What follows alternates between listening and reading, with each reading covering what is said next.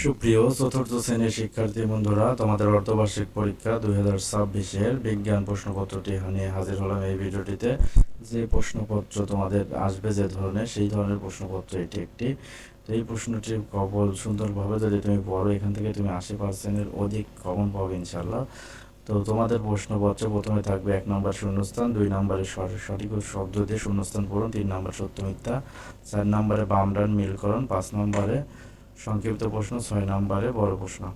তো প্রথমে সঠিক উত্তর বাছাই। এখানে থাকবে তোমাদের 20 নম্বর, 10টি প্রশ্নের উত্তর লিখতে হবে, 13টি থেকে 15টি প্রশ্ন দেওয়া থাকবে।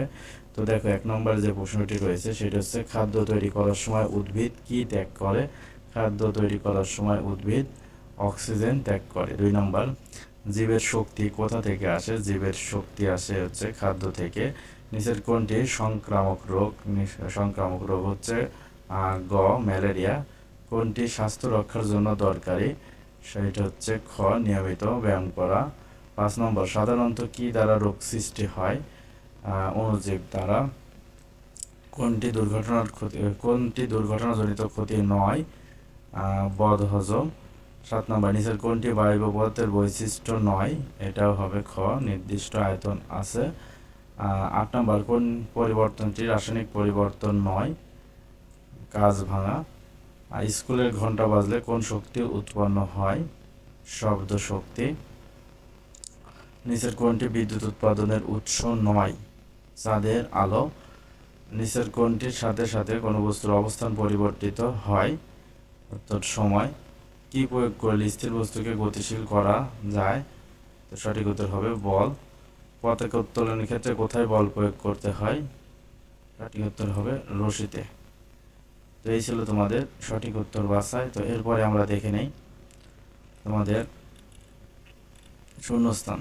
তো সঠিক শব্দ দিয়ে শূন্যস্থান পূরণ, যেখানে তোমাদের মার্ক থাকবে 10 নম্বর, 5 করে, একটা 2 মার্ক করে। তো জীব মাত্রই গ্রহণ করে, কি গ্রহণ করে? খাদ্য গ্রহণ করে। বীজ থেকে নতুন চারা গাছ হয়, তো এটা হতে হবে চারা গাছ। বিভিন্ন ধরনের রোগে আক্রান্ত হয়ে আমরা অসুস্থ হই, তো এখানে তোমরা লিখবে অসুস্থ। সাধারণত ড্যাশ দ্বারা রোগ সৃষ্টি হয়, তাহলে এখানে কি হবে? জীবাণু দ্বারা। দুর্ঘটনা মুক্ত থাকতে ড্যাশ জরুরি, এখানে লিখবে সতর্কতা জরুরি। 6 নম্বরে, ড্যাশ না জানলে পানিতে নামবো না, এখানে লিখবে সাঁতার। সাঁতার না জানলে পানিতে নামবো না। এরপরে দেখো সত্য মিথ্যা। সত্য হলে তোমার বাক্য শেষে দ্বন্দ্ব লেখা লাগবে, এই বাক্যগুলো উঠায়, এবং মিথ্যা হলে ডান সাইডে মি লিখবা।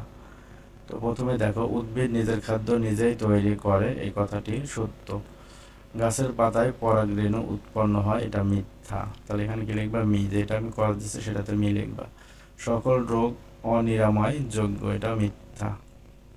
কুকুর মারা গেলে জলাতঙ্ক হয়, কুকুর মারা গেলে জলাতঙ্ক হয়, এটা সত্য। বরফ ঠান্ডা করলে পানি হয়, বরফ ঠান্ডা করলে পানি হয়, এটা মিথ্যা।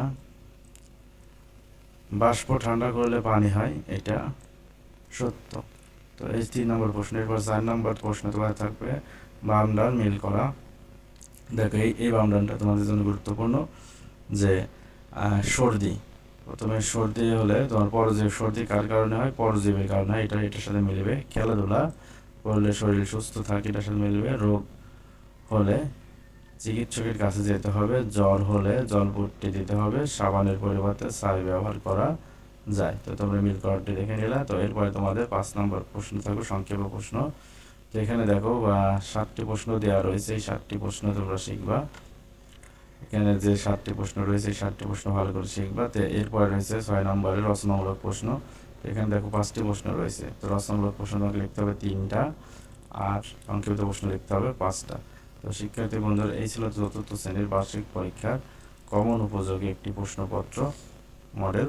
এই প্রশ্নপত্রগুলো তোমরা অবশ্যই সুন্দর করে পড়ে যাবে, তাহলে তোমাদের পরীক্ষা অবশ্যই ভালো হবে। এবং পরবর্তীতে তোমাদের কোন বিষয়ের সাজেশন লাগবে অবশ্যই ভিডিওতে কমেন্ট করে জানাবা।